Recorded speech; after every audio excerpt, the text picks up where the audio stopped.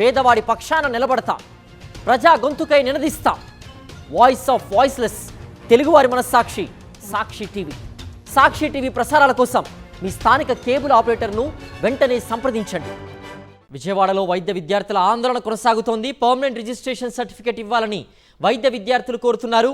APMC chairman రిజిస్ట్రార్ని కలిసి సమస్య పరిష్కరించాలని వైఎస్ఆర్సీపీ వైద్య విభాగం నేతలు కోరారు. ఆందోళన చేస్తే భవిష్యత్తులో ఇబ్బందులు పడతారని హెచ్చరించారు చైర్మన్ రిజిస్ట్రార్. కమిటీ నిర్ణయమని, ఎన్ఎంసీ రూల్స్ అంటూ పొంతనలేని సమాధానాలు చెప్తున్నారని వైద్య విద్యార్థులు ఆగ్రహం వ్యక్తం చేస్తున్నారు. ప్రభుత్వం అధికారుల నిర్ణయంతో ఏడాది సమయాన్ని నష్టపోతున్నామని విద్యార్థులు ఆవేదన వ్యక్తం చేస్తున్నారు. ఎన్ఎంసీ రూల్స్ అమలు చేయడం లేదని మండిపడుతున్నారు వైద్య విద్యార్థులు.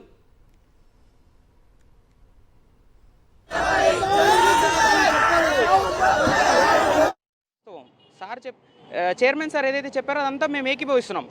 చైర్మన్ సార్ మాకు ఆయన కౌన్సిల్ మెంబర్గా ఎన్నికైనప్పటి నుంచి, చైర్మన్గా ఎన్నికైనప్పటి నుంచి సార్ మేము చాలా చెప్పాం సార్కి, మా రిప్రజెంటేషన్స్ సార్ అన్నీ నోట్ చేసుకున్నారు.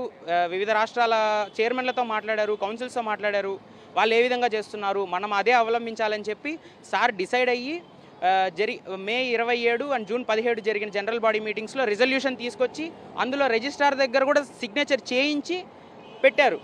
ఎవ్రీథింగ్ ఈజ్ సార్టెడ్ అవుట్ అండి.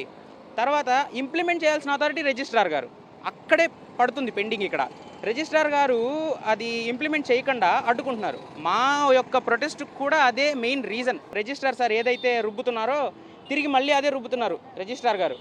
ఇంత జరిగిన తర్వాత కూడా చైర్మన్ సార్ ఏమన్నారు, చంద్రబాబు నాయుడు గారు కానీ, హెల్త్ మినిస్టర్ కానీ వీళ్ళందరూ చిత్తశుద్ధితోనే ఉన్నారు, ఎఫ్ఎంజీస్కి సొల్యూషన్ చూపించండి, పాజిటివ్గా చేయండి అని చెప్పారన్నారు. అలా చెప్పిన తర్వాత కూడా రిజిస్ట్రార్ గారు మళ్ళీ 13 నెలలుగా ఏదైతే చెప్పారో అదే పందాలో వ్యవహరిస్తున్నారు.